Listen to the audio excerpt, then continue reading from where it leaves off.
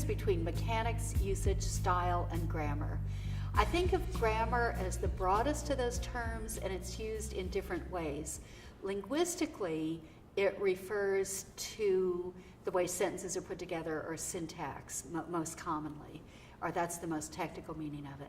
But grammar is often used in education to refer to writing mechanics, knowledge about how language works, such as parts of speech, sentence structure, usage. Style is something that I think of as being sort of above and beyond correctness. It's something that has a lot of variation. It cuts across a lot of different versions of a language. It doesn't have rules in the same sense. It has a lot more creativity. Mechanics, I think, really refers to written language. It's punctuation, capitalization, the parts of written language that are above and beyond the representation of sounds and words. Ain't has been around for a long time, but it came to be used less by the upper social classes, more by the poor and working classes. And this goes back to England before any English settlers had even come here. Then as English settlers of different social classes came, they would have been somewhat separated socially right from the beginning. And so those differences have persisted for centuries. People think, oh, if somebody says ain't, that sounds uneducated. Well, it's not a marker of education, it's more a marker of the language of a particular community. And there are historical reasons for a lot of those differences. Ask and ax. Ax is one that's particularly associated with African American speech, though not completely. That goes back hundreds of years ago, that ask and ax were both used in England sort of interchangeably. Just like today, often and often are used pretty much interchangeably in American speech. Often developed as a pronunciation that reflects spelling is a newer pronunciation, but it's getting more common. So ask and ax were like that, and there wasn't as much written language back then either, so it wouldn't have been as much influenced by the spelling.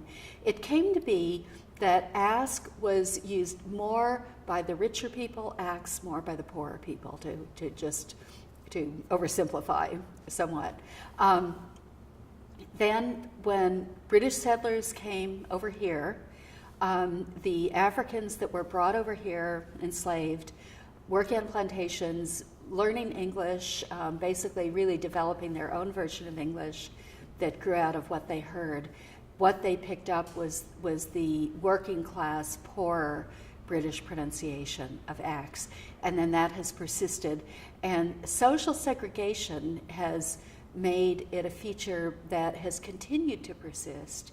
One thing I've noticed too in New York is that immigrant kids who are living in neighborhoods that are largely African American will often have ax in their speech. And so it has to do with the community of English speakers they're growing up around.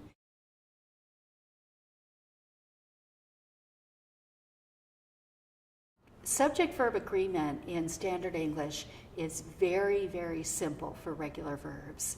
Basically, it's I walk, you walk, he walks, we walk, they walk. And so it's only for third person singular, he walks, she walks, that you put an S on the end. That's for the present tense. Okay, in African American vernacular English, there's one small difference. That speakers of it, and not universally, not every time, but they are likely to say he walked. He walked down the street today. One little difference, okay, one verb form that they use differently. It's more regular, exactly. And the way grammars of language change, often over time they become simpler. English used to have a lot of verb declensions, a lot of changes in the endings, but they've mostly dropped away. Somebody who was using very formal language and who knew how to use whom might say, to whom were you talking? Okay, somebody who wanted to sound formal but maybe didn't quite know all the nuances might say, whom were you talking to? without realizing that if you're stuffy enough to use whom, you're also stuffy enough not to put to at the end of the sentence, and it should be to whom are you talking. If you're going to go stuffy, go all the way. Okay? Most people would say, who are you talking to? I've got a story about can I and may I that comes from Brian Garner, who I mentioned earlier. And he has this in the introduction to his book, Garner's Modern American Usage. He was renting a car. He went to the counter and he asked the woman, can I get an upgrade? And she said, don't you mean may I? And this was very funny because my thought was, well, did she not know to whom she was speaking, the author of this major reference book on usage? But of course, as he explained it in his book, that she was reacting out of reflex, that if somebody says, can I, you should correct them because it's not polite. But he wasn't asking for permission. He wanted to know if the upgrade was available.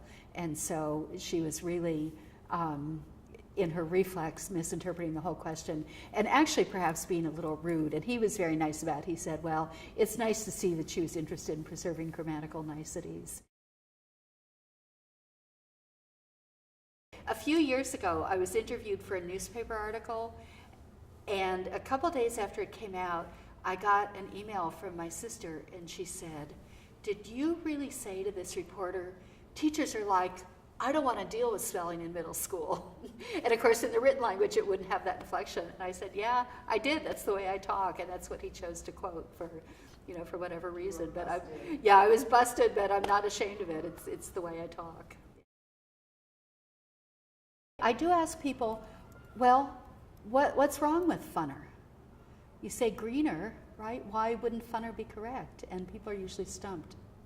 Sometimes people say it doesn't sound right. They just say it doesn't sound right, yeah, which is a lot of what it's about. But people are hard pressed to come up with a rule, and it should be correct. And the reason is, it's only recently that fun has been used as an adjective.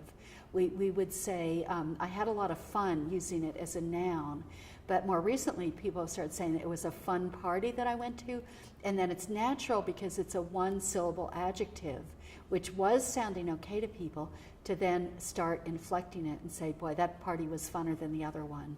But then at that, people look askance, but then can't explain why it doesn't sound right.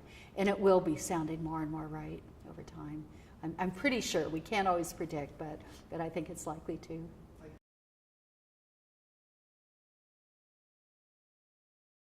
I've seen language come along during my lifetime, fall in and out of favor.